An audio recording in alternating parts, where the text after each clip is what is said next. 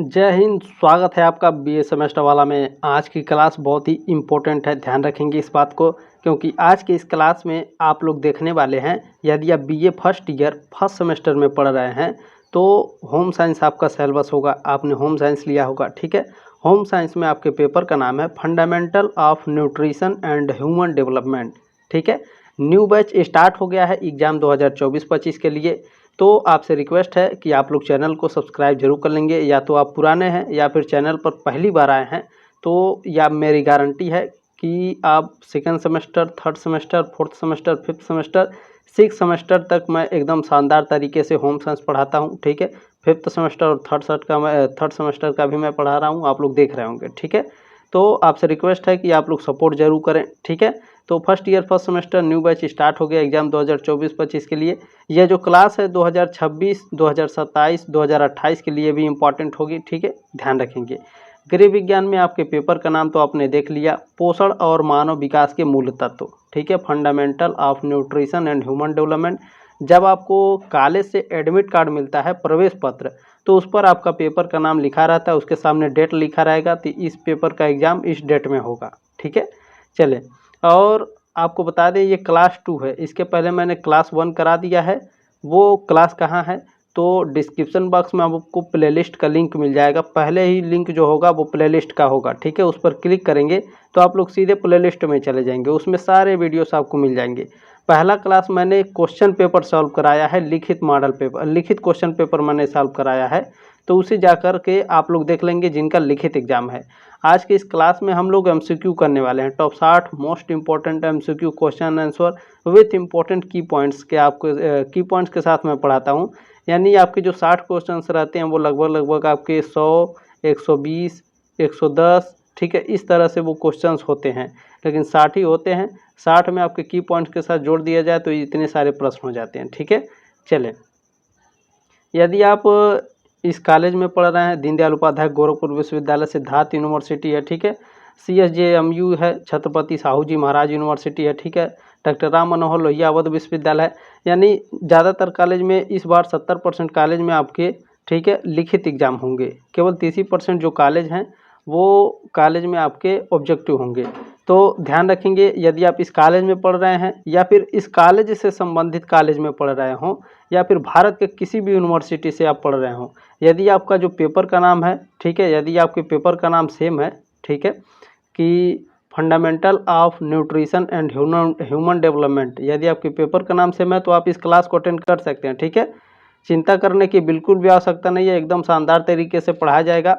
चले स्टार्ट करते हैं। पहला प्रश्न देखते हैं आपको क्या पूछा गया है, और आपसे रिक्वेस्ट है कि आप इस क्लास को व्हाट्सएप पर जरूर सेंड कर देंगे, ताकि जो भी आपके साथ दोस्त आपके जुड़े हैं वो भी इस क्लास को अटेंड कर सकें, ठीक है।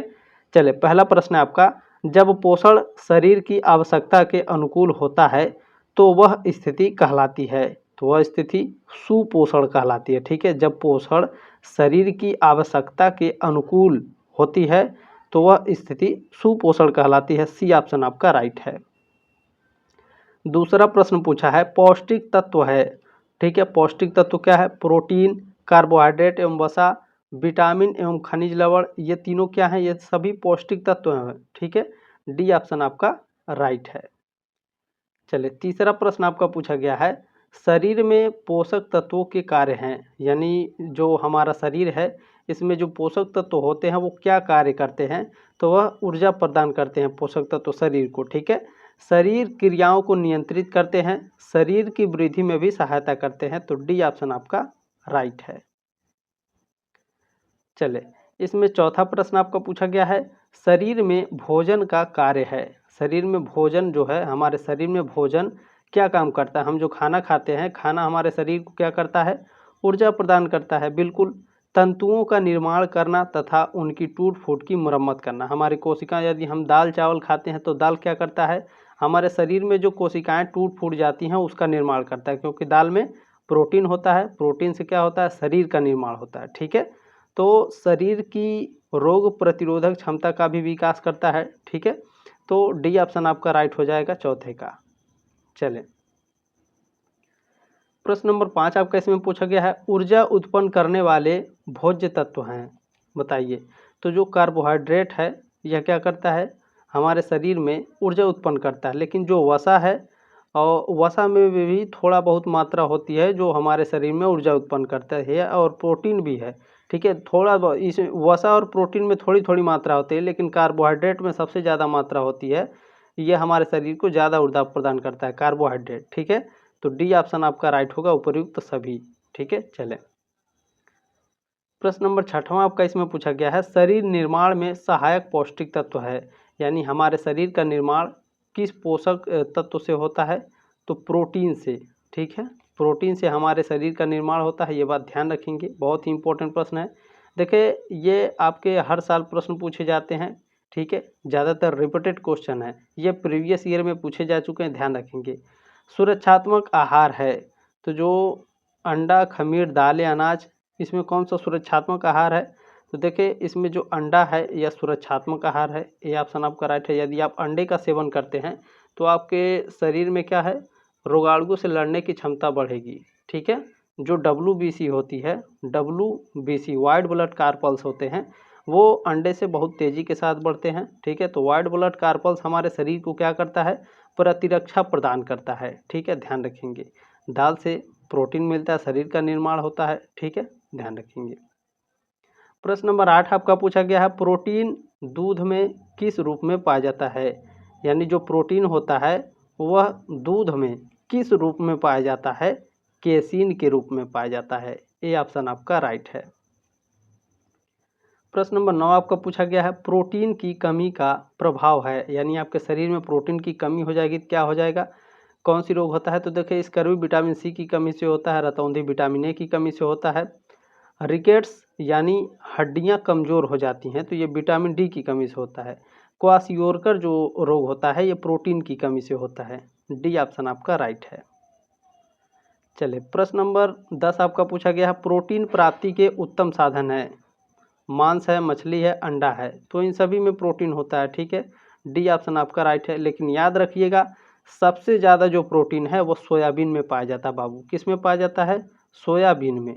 ठीक है, सोयाबीन में सबसे ज़्यादा प्रोटीन होता है, मांस मछली से भी ज़्यादा। ठीक है, ध्यान रखेंगे। अब पूछा भी जाता है ये प्रश्न, सबसे ज़्यादा प्रोटीन किस में पाया जाता है? तो वहाँ ऑप्शन में आपके दिया रहता है सोयाबीन, मांस, मछली, अंडा। ठीक है, इस तरह से दिया रहेगा, तो ध्यान रखिएगा, सोयाबीन पर हम लगाएंगे। ठीक है, सोयाबीन पर हम अपना उत्तर लगाएंगे, ये बात ध्यान रखिएगा। चलिए 11 नंबर प्रश्न पूछा गया है, शरीर निर्माण की इकाई है, इंद्रियां हैं, ऊतक हैं, अवयव हैं या कोशिका हैं? तो शरीर निर्माण की इकाई कोशिका है, कोशिका से ही हमारे शरीर का निर्माण होता है। ठीक है, चलिए ध्यान रखेंगे, आगे बढ़ते हैं। डी ऑप्शन आपका राइट है। प्रश्न नंबर 12 आपका पूछा गया है, कोशिका झिल्ली बनी होती है, तो जो कोशिका झिल्ली होती है वह कैल्शियम लवण से बनी होती है। डी ऑप्शन आपका राइट है। प्रश्न नंबर 13 आपका पूछा गया है, कोशिका के ऊर्जा ग्रह होते हैं, यानी जो हमारे शरीर में कोशिका है इसका ऊर्जा ग्रह कौन है? इसमें केंद्रक है, राइबोसोम है, माइटोकॉन्ड्रिया है या लाइसोसोम है? तो कोशिका के जो ऊर्जा ग्रह होते हैं वो माइटोकॉन्ड्रिया होते हैं। ठीक है, सी ऑप्शन आपका करेक्ट है। प्रश्न नंबर 14 आपका इसमें पूछा गया है, कोशिका में जनन क्रिया होती है, तो केंद्रक द्वारा होती है, ये ऑप्शन आपका राइट है। प्रश्न नंबर 15 आपका पूछा गया है, प्रत्येक कोशिका जिस पदार्थ की बनी होती है उसे कहते हैं। तो प्रत्येक कोशिका जिस पदार्थ से बनी होती है उसे प्रोटोप्लाज्म और जीवसार दोनों बोला जाता है। ठीक है, तो सी ऑप्शन आपका राइट है। प्रश्न नंबर 16 आपका पूछा गया है, पौष्टिक तत्व को पचाने वाले सभी अंगों को मैं फिर से पढ़ता हूँ, पौष्टिक तत्वों को पचाने वाले सभी अंगों के समूह को कहते हैं। उत्सर्जन तंत्र कहते हैं, परिसंचरण तंत्र, पाचन तंत्र या तंत्रिका तंत्र।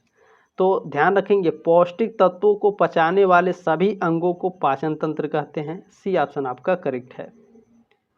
प्रश्न नंबर 17 पूछा गया है, पाचन क्रिया में सहायक अंग है, यानी हम जो खाते हैं उस खाने को पचाने में कौन सा सहायक अंग है? लार ग्रंथियां, यकृत, पित्ताशय या अग्नाशय? तो ये सभी होते हैं। ठीक है, डी ऑप्शन आपका करेक्ट हो जाएगा। चलें प्रश्न नंबर 18 आपका पूछा गया है, आहार नाल में पाचन क्रिया कहाँ से प्रारंभ होती है? तो आहार नाल में, ठीक है, पाचन क्रिया यानी भोजन का पाचन क्रिया कहाँ से प्रारंभ होता है? मुंह से होता है। ये ऑप्शन आपका राइट है। प्रश्न नंबर 19 आपका पूछा गया है, पाचन तंत्र के प्रमुख अंग हैं। मुंह है, अमाशय है, ग्रसनी और ग्रास नली। छोटी आंत, बड़ी आंत, ये सभी क्या है दोस्तों? ये सभी आपके क्या हैं? पाचन तंत्र के प्रमुख अंग है। डी ऑप्शन आपके राइट हैं। प्रश्न नंबर 20 आपका इसमें पूछा गया है, भोजन को टुकड़ों में परिवर्तित करने का कार्य करते हैं। यानी हम रोटी खाते हैं तो हमारे मुंह में जो दांत होते हैं, रदनक, कृतंक, प्रीमोलर्स और मोलर्स, ये दांत के प्रकार हैं।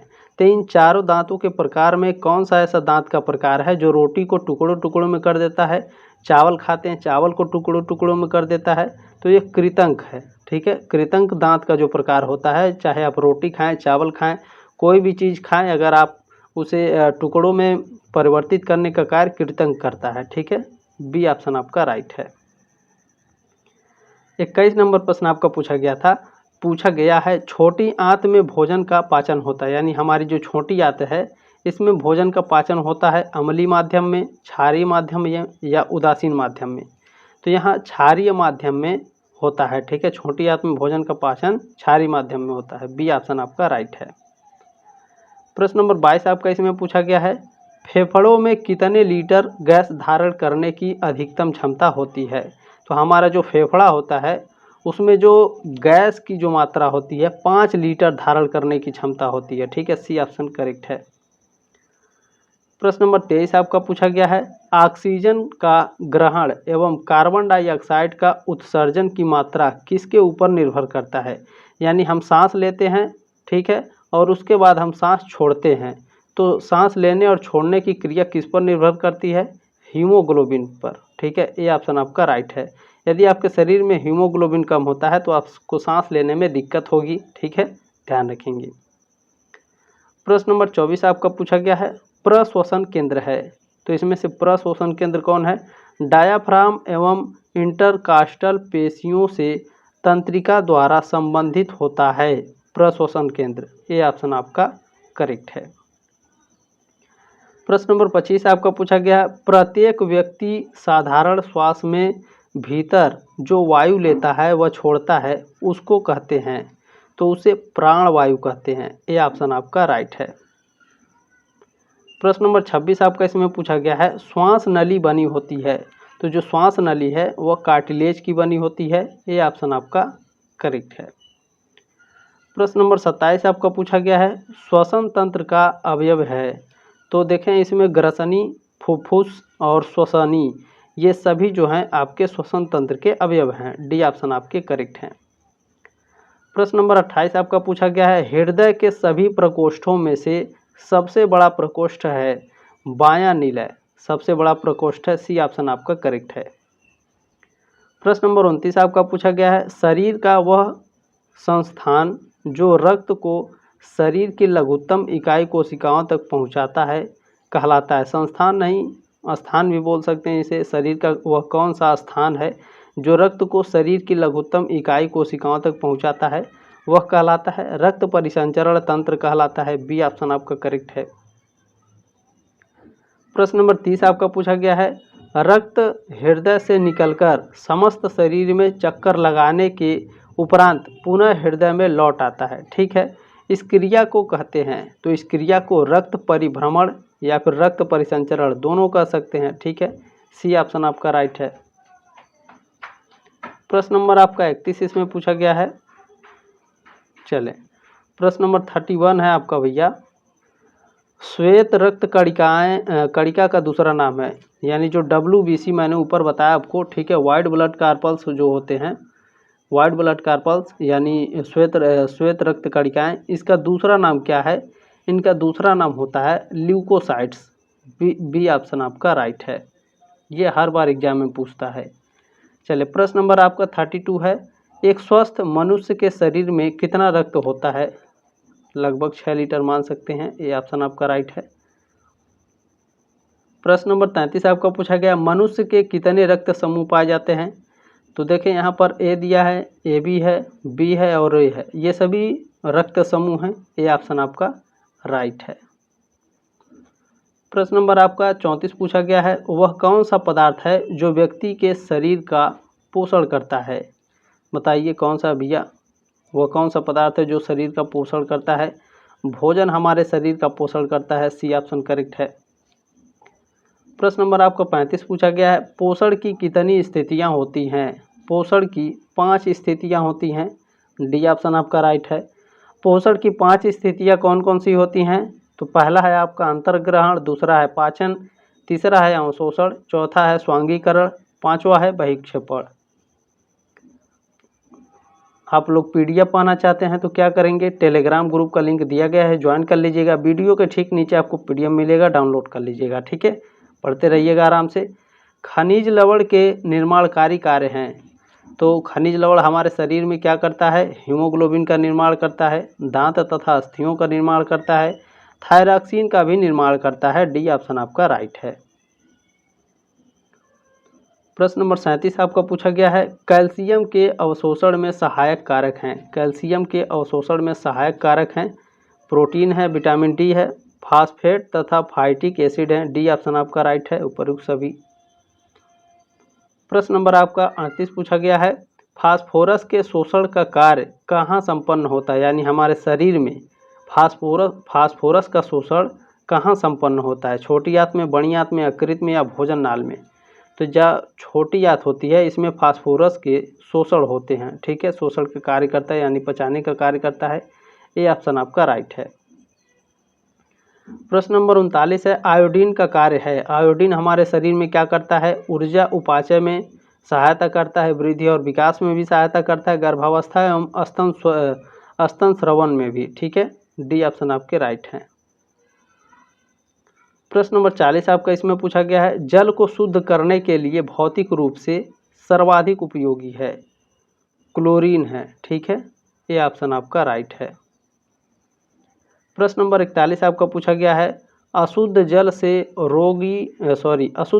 रोग होता है, यानी गंदे पानी पीने से कौन सा रोग हो जाता है? हैजा रोग हो जाता है, सी ऑप्शन आपका करेक्ट है, गंदे जल से हैजा रोग होता है। प्रश्न नंबर 42 है और ये प्रश्न हर साल पूछा जाता है, प्रश्न नंबर 41, ठीक है, ध्यान रखेंगे, बहुत इंपॉर्टेंट है।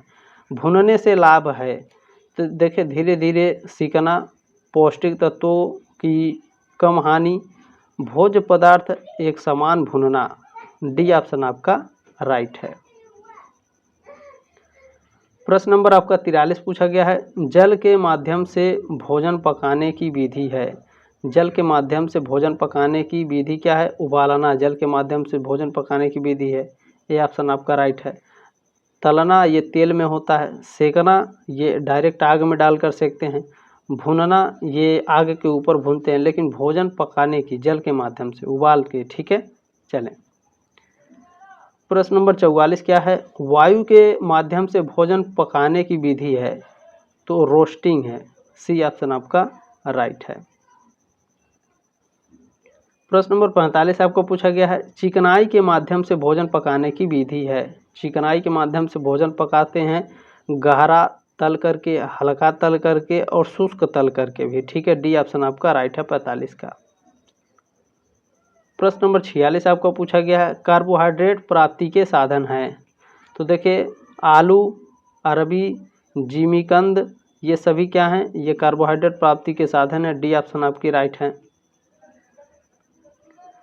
प्रश्न नंबर 47 आपका पूछा गया है, कार्बोहाइड्रेट के प्रमुख कार्य हैं, यानी जो कार्बोहाइड्रेट हमारे शरीर में क्या करता है? शरीर में ऊर्जा एवं शक्ति उत्पन्न करता है, डी ऑप्शन आपका राइट है। प्रश्न नंबर 48 आपको पूछा गया है, वसा की अधिकता से रोग हो जाता है, यानी आपके शरीर में ज़्यादा फैट हो जाएगा, ज़्यादा मोटापा हो जाएगा तो कौन सा रोग हो जाता है? ओबेसिटी हो जाता है, डी ऑप्शन आपका राइट है। प्रश्न नंबर 49 आपका पूछा गया है, वसा के कार्य हैं। वसा हमारे शरीर में क्या कार्य करता है? शरीर के कोमल अंगों की रक्षा करता है, शरीर को ऊर्जा प्रदान करता है, ताप के कुचालक का कार्य करता है, डी ऑप्शन आपका राइट है। प्रश्न नंबर 50 आपका पूछा गया है, विटामिन हमारे शरीर को कैसा बनाते हैं? तो विटामिन हमारे शरीर को स्वस्थ बनाते हैं, डी ऑप्शन आपका करेक्ट है। प्रश्न नंबर 51 पूछा गया है, विटामिन ए के अभाव में बच्चों में कौन सा रोग हो जाता है। यानी जब विटामिन ए की कमी होती है तो विटामिन ए की कमी से रतौंधी रोग हो जाता है। ठीक है, बी ऑप्शन आपका राइट है। प्रश्न नंबर आपका 52 पूछा गया है, विटामिन सी की कमी से कौन सा रोग हो जाता है। विटामिन सी की कमी से स्कर्वी रोग हो जाता है। डी ऑप्शन आपका करेक्ट है। प्रश्न नंबर 53 पूछा गया है, विटामिन ई का प्रमुख कार्य है। विटामिन ई का प्रमुख कार्य है प्रजनन शक्ति बढ़ाना। सी ऑप्शन आपका राइट है। प्रश्न नंबर 54 आपको पूछा गया है, विटामिन सी पाया जाता है। तो विटामिन सी नींबू में पाया जाता है। डी ऑप्शन आपका करेक्ट है। प्रश्न नंबर 55 आपका पूछा गया, विटामिन डी की रासायनिक प्रकृति है। विटामिन डी की रासायनिक प्रकृति है कैल्सीफेरॉल। बी ऑप्शन आपका राइट है। प्रश्न नंबर आपका 56 पूछा गया है, मानव विकास महत्वपूर्ण है क्योंकि यह। मानव विकास महत्वपूर्ण है क्योंकि यह मानव के विकास को समझने में सहायक है, मानव के लिए सब उपयुक्त वातावरण निर्मित करने में उपयोगी है, मानव के व्यक्तित्व विकास को समझने में भी उपयोगी है। डी ऑप्शन आपका करेक्ट है। प्रश्न नंबर 57 है आपका, मानव विकास में अध्ययन किया जाता है। मानव विकास में व्यक्तित्व विभिन्नताओं का अध्ययन किया जाता है, मानसिक प्रक्रियाओं का अध्ययन किया जाता है, मानव व्यवहार एवं अंतः क्रियाओं का अध्ययन किया जाता है। डी ऑप्शन आपका राइट है 57 का। प्रश्न नंबर 58 आपका पूछा गया है, विकास एक निरंतर चलने वाली प्रक्रिया है, सामान्य से विशिष्ट की ओर चलती है। विकास की प्रत्येक अवस्था के विशिष्ट गुण होते हैं अपने। डी ऑप्शन आपका राइट है। प्रश्न नंबर 59 आपका पूछा गया, विकास के मनोलैंगिक सिद्धांत के प्रतिपादक थे सिगमंड फ्रायड। ठीक है, विकास के मनोलैंगिक सिद्धांत के प्रतिपादक थे। ए ऑप्शन आपका राइट है। अब थोड़ा सा जान लेते हैं सिगमंड फ्रायड के बारे में। ठीक है, ध्यान रखेंगे, सिगमंड फ्रायड को मनोविश्लेषण के पिता के रूप में जाना जाता है। यह मनोविज्ञान की एक शाखा है जो विकास के विभिन्न चरणों और मानव व्यवहार के प्रकारों की जांच करके मानसिक बीमारी के इलाज पर ध्यान केंद्रित करती है। प्रश्न नंबर 60 आपका पूछा गया है, जन्म के बाद विकास को कितनी अवस्थाओं में बांटा गया है। तो जन्म के बाद विकास को 6 अवस्थाओं में बांटा गया है। वह 6 अवस्थाएं कौन कौन सी हैं। देखिए, पहला है प्रसव पूर्व अवस्था, यानी जन्म से पहले जो अवस्था होती है। दूसरी है शैशवावस्था, तीसरा है बाल अवस्था, चौथा है किशोरावस्था, पांचवा है प्रौढ़ावस्था और छठवां है वृद्धावस्था। यानी सी ऑप्शन आपका राइट है। तो आपसे रिक्वेस्ट है कि आप लोग इस क्लास को आगे ज़रूर सेंड करेंगे, सब्सक्राइब करके सपोर्ट करने का प्रयास जरूर करें, क्योंकि आप लोग नहीं सपोर्ट करेंगे तो और कौन करेगा। ठीक है, तो सब्सक्राइब जरूर करें। जल्दी मिलते हैं आपके नेक्स्ट क्लास में, तब तक के लिए जय हिंद, वंदे मातरम।